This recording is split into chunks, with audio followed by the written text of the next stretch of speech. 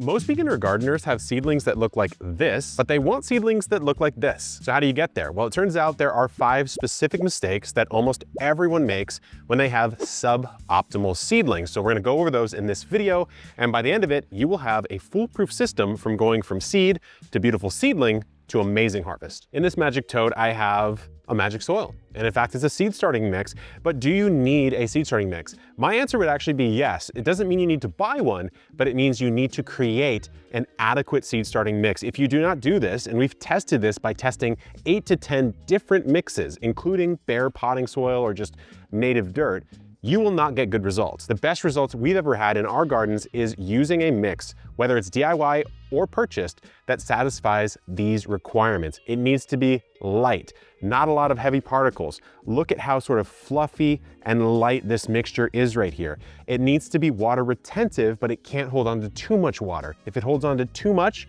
you get this situation where your plants will start sprouting and then they'll kind of flop over and die at the base. That's called damping off disease. That is mostly caused by too much moisture, allowing these pathogens to come in and chop that seedling off at the trunk. Now, why do I have this weird block of wood next to me? It's because a lot of you don't want to buy a seed starting mix, and I can't blame you. It can get a little bit pricey. Now, you can make your own by taking either any potting mix off of the market and putting it through a sieve, basically. This is just a little sifter, and what you would do is you would put it on top right there and put your mix on top and just kind of filter it through. Now, this is a pre-bought seed starting mix, so you're gonna see nothing's left.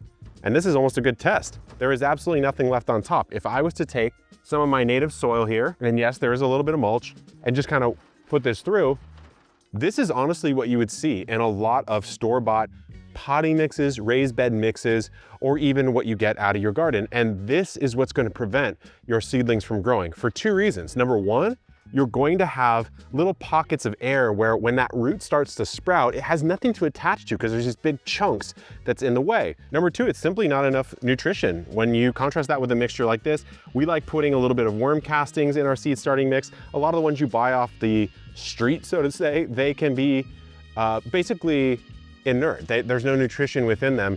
And while that's technically fine because seeds don't need nutrition for the first maybe week, 2 weeks of their life, they need it very quickly thereafter. So we've never been a big fan of pure inert mixes. We want to add something into that mix. In fact, Jacques on the team, he'll basically sift whatever random potting soil he has, add in worm castings, test that moisture, test that retentiveness, and then he uses that for a seed starting and he has fantastic results. But you could have the perfect mix and all would not matter if you still made this next mistake. I don't know about you, but when the clock strikes midnight on New Year's Eve and it then becomes January 1st, all of a sudden, could be any temperature, I could be anywhere in the world, I go, it's gardening time, baby.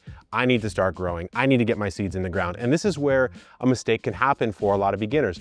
You start your seeds a little bit too early, or you just don't understand the timing of when seeds need to be started based on where you live and also based on what that crop is. For example, lettuce, it really can get started maybe 10 to 14 days before you put it out in the garden, whereas something like a tomato, an eggplant, a pepper, in those colder climates, I'm looking at you, zone 5ers, zone 6ers, you're babying that for at least a month, if not 2, before you transplant it.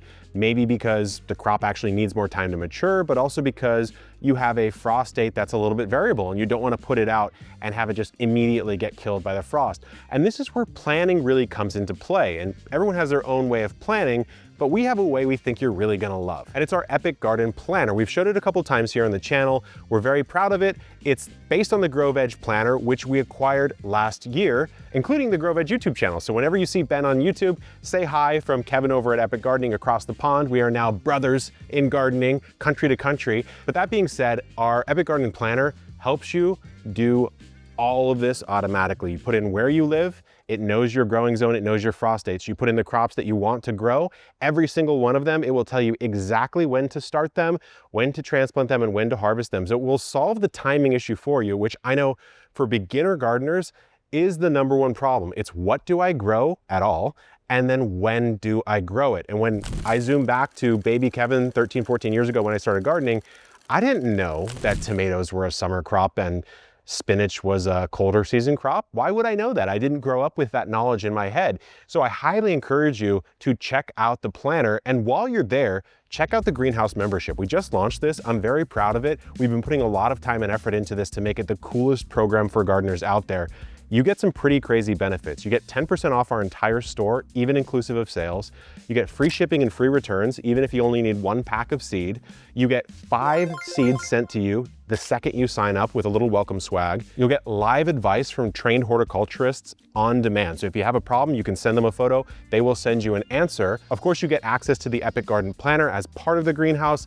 And on top of that, every year we release 25 to 40 new varieties of seed. We're gonna send you 3 packs of our newest varieties every season before anyone else can get them, at least half a year before anyone else can get them, all for $50 a year in the greenhouse membership. So it comes with the planner, which is why I'm talking about it right now, but it comes with a crazy host of other benefits that we think make it the coolest gardening membership program out there, and it's $50 a year. Basically pays for itself the second you sign up. So check that out, but now we need to get on to the third mistake, and I've made this one myself more than a few times. You already know what this one's going to be. I would say this is the #1 mistake that people actually make on a routine basis, and the reason is pretty simple. We have eyeballs. We use our eyeballs to take in light, and it creates a photo image of the world in our brains, and that tells us what to do with our lives, right? Plants do not have that. They do use light, and in fact, it's the most important thing they use to photosynthesize and generate energy and produce growth. The problem is they don't have eyes. They use the actual photons, right? So when we look at our plants underneath a light like this, or maybe they're right here, like I could see it, it seems fine.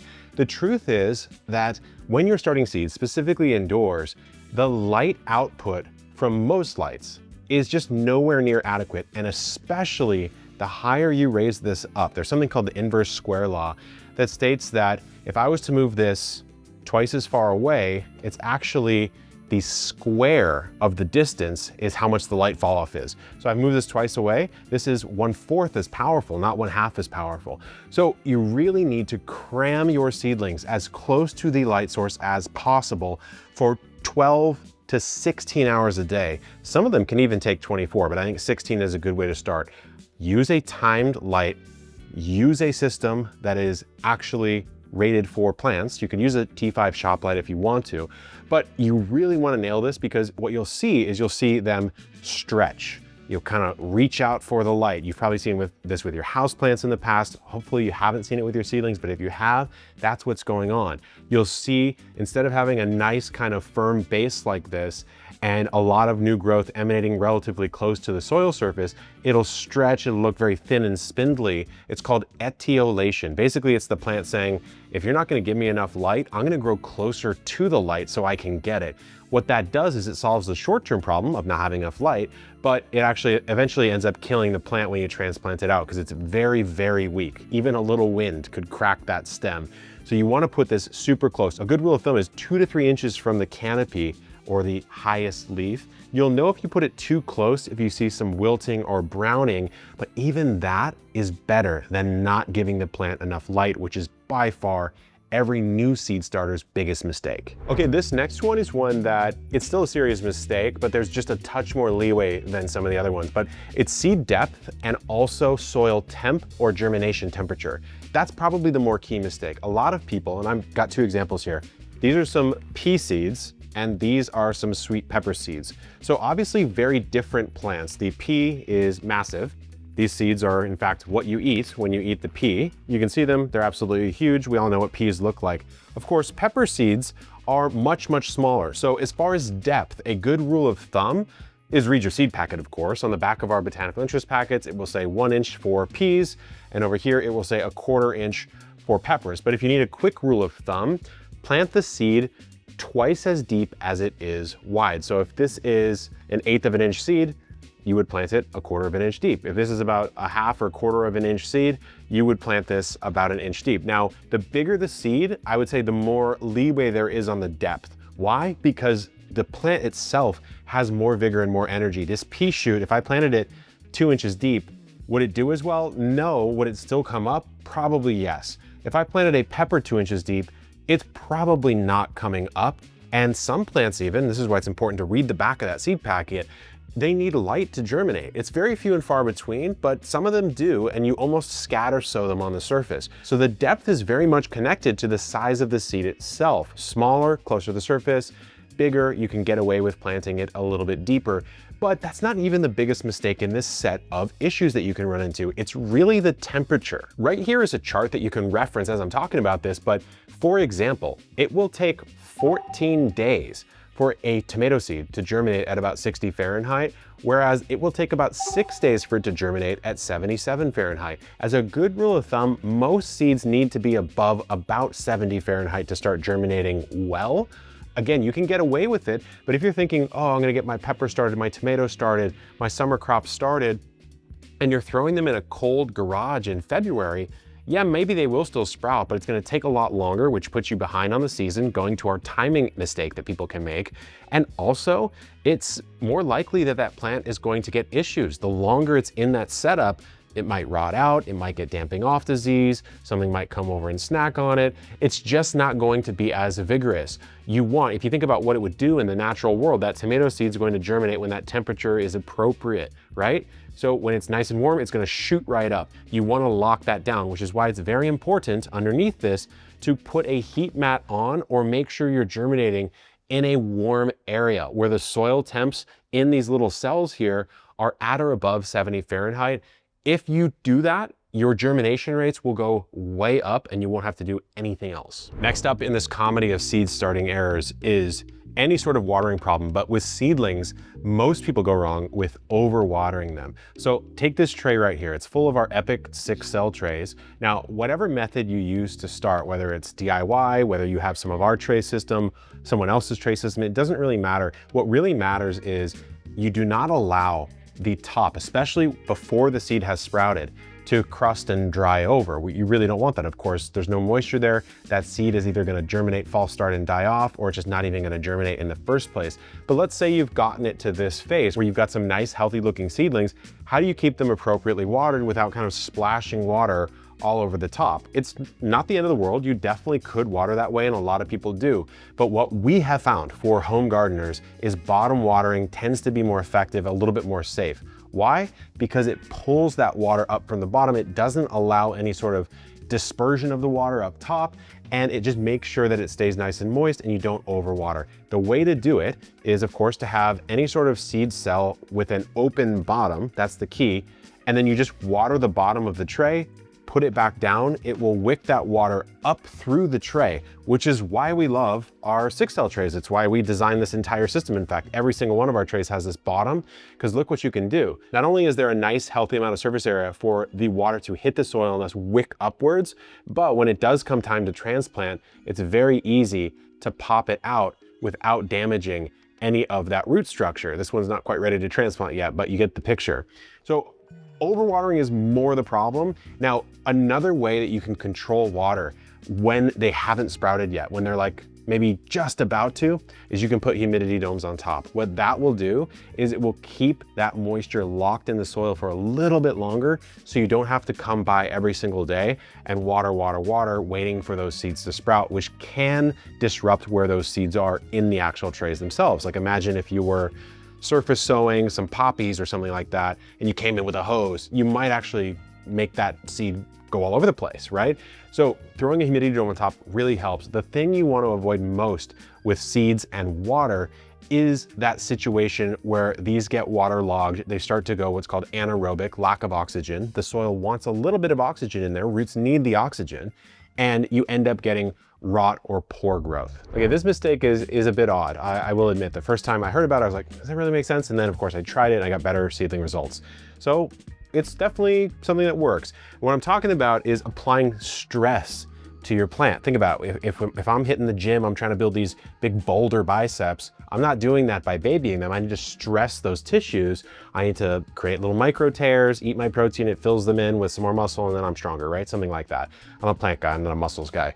But what happens here in the wild, out in nature, like let's say these plants, these beets were starting out in the nature, there would be some level of stress applied to them, whether through temperature fluctuations, whether through wind, and that's really the one I'm talking about the most, is you want to manufacture that when you're starting your seedlings. We have a big fan in here. You could do this with an oscillating fan, a standing fan, it doesn't really matter. You want to apply some wind stress to your seedlings.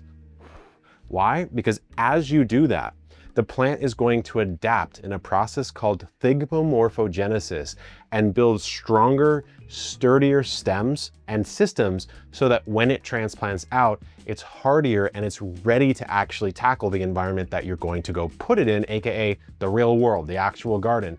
Now that's one piece. So put some sort of fan on it. You don't have to run it all day, but you could run it for, on and off half an hour, or you could run it for 12 hours in a very light fashion, because of course it will evaporate some of the water. So you want to keep that in mind. Now the other thing is, as you apply these tips and avoid these mistakes and get more success, your seedlings are going to start looking really good, and it's going to be time to put them out into the real world. And this is where we get into that process that you may be familiar with called hardening off. I think a lot of people don't give it enough credit. Now it's easy for me to say here in San Diego because I often can start my seeds in the environment they actually would be in. So I'm not starting them fully indoors. But if you are, you really need to start getting that plant acclimated to the outdoor climate, which means taking it out for an hour, putting it back in. Next day, go to 3 hours. Next day, go to 5 hours. It only takes about 5 to 7 days, but eventually once you transplant, it will be a lot hardier. Because if you think about it, imagine this seed as that movie Bubble Boy back in the day. If you baby it like crazy, then you pop that bubble and let Bubble Boy out, Bubble Boy's gonna get absolutely slapped across the face with every disease and every condition that the natural environment gives it. So you wanna slowly acclimate these plants, and that's what some of these mistakes and tips help you do. And if you're still having problems with stunted seedlings, I recommend this video right here.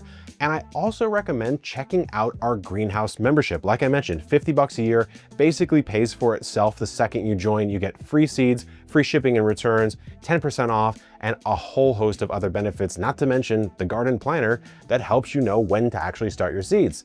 This is Kevin from Epic Gardening. I'll see you on the next one. Good luck in the garden and keep on growing.